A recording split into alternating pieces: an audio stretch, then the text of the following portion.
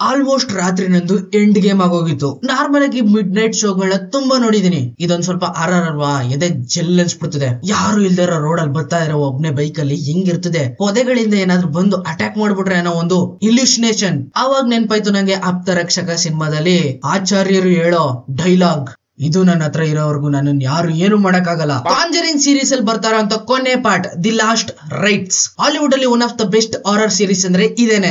ನೀವ್ ಈ ಸಿನಿಮಾದ ಕ್ಲೋರ್ ನ ಕರೆಕ್ಟ್ ಆಗಿ ಅರ್ಥ ಮಾಡ್ಕೋಬೇಕು ಅಂದ್ರೆ ಒಂದ್ ಕಡೆಯಿಂದ ಈ ಸಿನಿಮಾ ಹೆಂಗ್ ಹುಟ್ಕೋತು, ಇವರೆಲ್ಲ ಯಾರು, ಎಲ್ಲಿಂದ ಬಂದ್ರು, ಯಾವ ದೇವನೆಲ್ಲ ಅಂಟ್ ಮಾಡಿದಾರೆ ಅಂತ ಒನ್ ಬೈ ಒನ್ ಎಲ್ಲಾನು ಕೂಡ ಟೈಮ್ ಲೈನ್ ಸೀರೀಸ್ ಪ್ರಕಾರ ನೋಡ್ಕೊಂಡ್ ಬರ್ಬೇಕಾಗತ್ತೆ.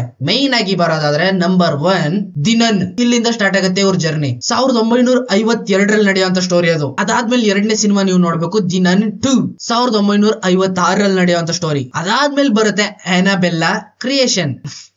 1958ನೇ ಇಸ್ವಿಲ್ ನಡೆಯುವಂತ ಸ್ಟೋರಿ ಅದು. ಅದಾದ್ಮೇಲೆ ನೀವು ನೋಡ್ಬೇಕು ಆನಬೆಲ್ 1970ನೇ ಇಸ್ವಿಲ್ ನಡೆದಿರೋದು. ಅದಾದ್ಮೇಲೆ ನೀವು ನೋಡ್ಬೇಕು ದಿ ಕಾಂಜರಿಂಗ್ ಫಸ್ಟ್ ಪಾರ್ಟ್. ಇದು ನಡೆದಿರೋದು 1971ನೇ ಇಸ್ವಿಲಿ. ಇದಾದ್ಮೇಲೆ ನೀವು ನೋಡ್ಬೇಕು ಆನಬೆಲ್ ಕಮ್ಸ್ ಹೋಮ್ 1972ರಲ್ಲಿ ನಡೆದಿರೋದು. ಅದಾದ್ಮೇಲೆ ನೀವು ನೋಡ್ಬೇಕು ಕಾಂಜರಿಂಗ್ 2 1977. ಅದಾದ್ಮೇಲೆ ನೀವು ನೋಡ್ಬೇಕು Conjuring 3 devil made me do it 1981ನೇ ಇಸ್ವಿಲ್ ನಡೆದಿರೋದು. ಅದಾದ್ಮೇಲೆ ಈಗ ಬಂದಿರೋದು ದಿ ಲಾಸ್ಟ್ ರೈಟ್ಸ್ 1986 ಇಸ್ವಿನಲ್ಲಿ ನಡೆದಿರೋದು. ಇಷ್ಟು ಸಿನಿಮಾಗಳನ್ನು ಕೂಡ ಒನ್ ಬೈ ಒನ್ ನೋಡ್ಕೊಂಡ್ ಬಂದ್ರೆ ಕರೆಕ್ಟ್ ಆಗಿ ಈ ಸಿನಿಮಾದ ಕ್ರೋರ್ ನಿಮ್ಗೆ ಅರ್ಥ ಆಗ್ಬಿಡ್ತದೆ. ಇನ್ನು ಈ ಸಿನಿಮಾದ ಬಗ್ಗೆ ಮಾತಾಡೋದಾದ್ರೆ ಹಿಂದೆ ಬಂದಿರುವಂತ ಸಿನಿಮಾಗಳಿಗೆ ಹೋಲಿಸಿದ್ರೆ ಈ ಸಿನಿಮಾ ಅಷ್ಟೇನು ಚೆನ್ನಾಗಿಲ್ಲ. ಹಾರರ್ ಈಸ್ ಓಕೆ, ಬಟ್ ಮಿಕ್ಕಿದ್ದೆಲ್ಲ waste of time and money. Lorraine ಹಾಗೇನೆ ಎಡ್ವರ್ಡ್ ಇವರಿಬ್ರು ಪಾಸ್ಟ್ ಲೈಫ್ ಅಲ್ಲಿ ಒಂದು ಮಿಸ್ ಆಗ್ಬಿಟ್ಟಿರ್ತದೆ ದೆವ್ವ. ಅದನ್ನ ಅಂಟ್ ಮಾಡದೆ ಹಂಗೆ ಬಿಟ್ಬಿಟ್ಟಿರ್ತಾರೆ. ಈಗ ಆ ದೆವ್ವ ಇವ್ರನ್ನೇ ಹುಡಿಕೊಂಬರ್ತದೆ ಈ ಸಿನಿಮಾದಲ್ಲಿ. ನೆಕ್ಸ್ಟ್ ಏನಾಯ್ತು, ಇವ್ರು ಅದನ್ನ ಸೆದೆ ಬಡಿತಾರ, ಅದನ್ನ ಅರೆಸ್ಟ್ ಮಾಡ್ಕೊಂಡೋಗಿ ಅವ್ರ ಕಲೆಕ್ಷನ್ ಒಳಗಡೆ ಇಡ್ತಾರ.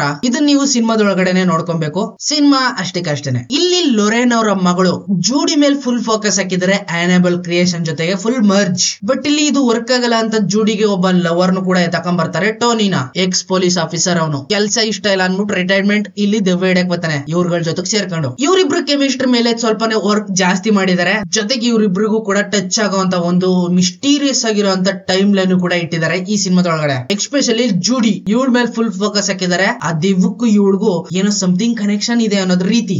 ಏನೋ ವಯಸ್ಸಾಗಿರುವಂತ ಲೊರೆನ್ ಹಾಗೇನೆ ಎಡ್ವರ್ಡ್ ರಿಟೈರ್ಮೆಂಟ್ ತಗೋತಾ ಇದಾರೆ. ನೆಕ್ಸ್ಟ್ ಇವ್ರ ಮಗಳು ಅಳಿಯ ಇನ್ ಯಾವ್ಯಾವ ರೀತಿ ಎಲ್ಲ ದೆವ್ವ ಹಿಡಿತಾರೆ ಅಂತ ಫ್ಯೂಚರ್ ಅಲ್ಲಿ ನೋಡ್ಬೇಕು ನಾವು. ಮೈನ್ ಥಿಂಗ್ ಕಾಂಜರಿಂಗ್ ಅಂದ ತಕ್ಷಣ ಫಸ್ಟ್ ನೆನಪಾಗೋದು ದೆವ್ವ. ಇದ್ರ ಮೇಲೆ ಚೆನ್ನಾಗಿ ವರ್ಕ್ ಮಾಡಿದಾರೆ. ಇಲ್ಲಿ ಎಡ್ವರ್ಡ್ ಗೆ ಹಾರ್ಟ್ ಅಟ್ಯಾಕ್ ಇದ್ರು ಕೂಡ ನಿಜವಾಗ್ಲೂ ಥಿಯೇಟರ್ ಒಳಗಡೆ ಕೂತಿರೋರು ನಾವು ದೆವ್ವಗಳನ್ನ ನೋಡಿದಾಗ ಹಾರ್ಟ್ ಅಟ್ಯಾಕ್ ಆಗ್ಬಿಡ್ತದೆ. ನೆನ್ನೆ ನಿಜವಾಗ್ಲೂ ಜೀವನ ಕೈಲಿ ಹಿಡ್ಕೊಂಡ್ ಬಂದಿದ್ದೀನಿ. ಸುತ್ತಮುತ್ತ ಪೊದೆಗಳು ಎಲ್ಲಿ ಏನಾದ್ರು ಬಂದ್ಬಿಡ್ತದೋ, ದಸಬುಸ ಅನ್ಬಿಡ್ತದೋ ಅಂತ ಭಯ.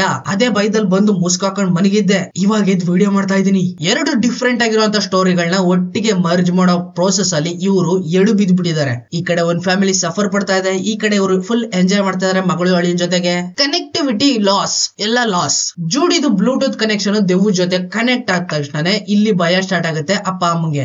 ರಿಟೈರ್ಮೆಂಟ್ ಕ್ಯಾನ್ಸಲ್, ಈಗ ದೆವ್ವ ಹಿಡಿಯೋದು ಫಿಕ್ಸ್. ಕರೆಕ್ಟ್ ಆಗಿ ಈ ಸಿನಿಮಾ ಇರೋದು 2.25 ಗಂಟೆ. ನಾವ್ ಎಕ್ಸಾಕ್ಟ್ ಆಗಿ ನೋಡ್ತೀವಿ ಅಂದ್ರೆ ಕರೆಕ್ಟ್ ಆಗಿ ಇದು 1.5 ಗಂಟೆ ಸಿನಿಮಾ ಇರ್ಬೋದೇನೋ. ಫಸ್ಟ್ ಆಫ್ ಅಲ್ಲಿ ಈ ಸಿನಿಮಾ ದೆವ್ವನ ಬಿಟ್ರೆ ಮಿಕ್ಕಿದ್ದೇನು ಎಕ್ಸೈಟ್ಮೆಂಟ್ ಅನ್ನೋದೇ ಕಾಣಿಸ್ತಿಲ್ಲ. ಆಡಿಯನ್ಸ್ ಗಳ ಮಧ್ಯೆ ನನ್ ಮಧ್ಯೆ ಏನು ಅಂತದೇನ್ ಕಾಣಿಸೋದೇ ಇಲ್ಲ. ಇನ್ನು ಸೆಕೆಂಡ್ ಹಾಫ್ ಕೊನೆ ಕ್ಲೈಮ್ಯಾಕ್ಸ್ ವರ್ಗು ಕೂಡ ಫುಲ್ ಲ್ಯಾಗೋ. ಅಂದ್ರೆ ದೆವ್ವನೇ ಸಪರೇಟ್, ಇವ್ರ ಫ್ಯಾಮಿಲಿ ಡ್ರಾಮಾನೇ ಸಪರೇಟ್ ಮಾಡ್ಕೊಂಡು ನಡ್ಸ್ಕೊಂಡು ಹೋಗ್ತಾ ಇದ್ದಾರೆ. ಟ್ರೂ ಬೇಸ್ಡ್ ಆಗಿರೋಂತ ಸ್ಟೋರಿನ ಅದೇ ರೀತಿ ಯಾರು ತೋರ್ಸಕ್ ಹೋಗಲ್ಲ, ಸ್ವಲ್ಪ ಅದ್ಲು ಬದ್ಲು ಮಾಡೇ ಮಾಡಿರ್ತಾರೆ. ಬಟ್ ಇಲ್ಲಿ ಫ್ಯಾಮಿಲಿ ಡ್ರಾಮಾನ ಎಳೆದ್ ಬಿಟ್ಟಿದ್ದಾರೆ, ಅದಕ್ಕೆ ಸ್ವಲ್ಪ ಲ್ಯಾಗ್ ಆಗ್ಬಿಟ್ಟಿರೋದು. ಇನ್ನು ಡೈರೆಕ್ಟ್ ಆಗಿ ದೆವ್ವದ ಕಡೆ ಬರೋದಾದ್ರೆ ದೆವ್ವ ಯಾವಾಗ್ಲೂ ನಮ್ಮನ್ನ ಎಕ್ಸೈಟ್ ಮಾಡೇ ಮಾಡ್ಸುತ್ತೆ. ಅಂತದ್ದೇನು ಕ್ವಾಲಿಟಿ ಟೈಮ್ ನ ಕಳ್ಕೊಂಡಿಲ್ಲ ಇದು. ಕ್ವಾಲಿಟಿ ಟೈಮ್ ಗೊತ್ತಾನೆ ಫೀಲ್ ಯಾವ ರೀತಿ ಇದ್ ಬಿಡ್ತು ಅಂದ್ರೆ ಕೊನೆ ಕ್ಲೈಮ್ಯಾಕ್ಸ್ ಅಲ್ಲಿ ದೆವ್ವ ಸಂಹಾರ ಮುಗೀತ್, ಇವಾಗ ಇಂಟರ್ವಲ್ ಬಿಡ್ತು ಅನ್ನೋ ಫೀಲ್ ಇತ್ತು ನನ್ಗೆ ಅವಾಗ. ಒಟ್ನಲ್ಲಿ ಈ ಸಿನಿಮಾನ ಹೇಳ್ಬೇಕು ಅಂದ್ರೆ ಹಿಂದೆ ಬಂದಿರುವಂತ ಕಾಂಜರಿಂಗ್ ನ ಇದು ಬೀಟ್ ಮಾಡೋಕ್ಕೂ ಆಗಲ್ಲ. ಆ ಲೆವೆಲ್ ಅಲ್ಲಿ ಇದೆ ಬೇಸ್ ಸ್ಟೋರಿ ಲೈನ್. ಇಲ್ಲ ಏನು ನೋಡಲ್ಲ, ಬರೀ ದೆವ್ವ ನೋಡ್ಕೊಂಡು ಎಕ್ಸೈಟ್ಮೆಂಟ್ ತಗೋತೀನಿ ಅಂದ್ರೆ ಈ ಸಿನಿಮಾ ನಿಮ್ಗೋಸ್ಕರನೇ ಇರೋದು. ಅದ್ರಲ್ಲೂ ಕೂಡ ಕ್ರೂ ಅರ್ಥ ಆಗ್ಬೇಕು ಅಂದ್ರೆ ನಾನು ಒಂದ್ ಲಿಸ್ಟ್ ಹೇಳ್ದೆ ಗೊತ್ತಾ ಸ್ಟಾರ್ಟಿಂಗ್ ಅಲ್ಲೇ,